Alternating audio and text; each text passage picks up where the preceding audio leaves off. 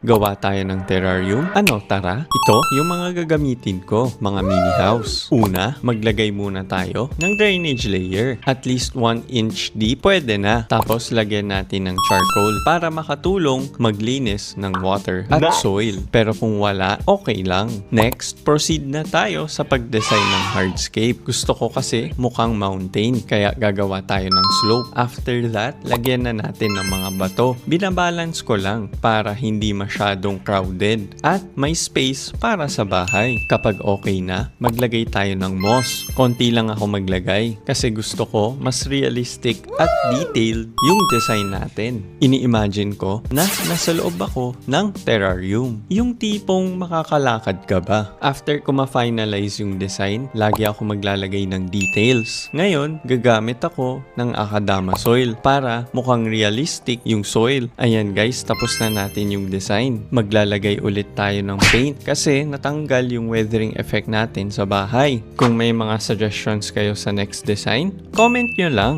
Kung gusto nyo pa ng mga ganitong content, make sure to subscribe and hit the bell button.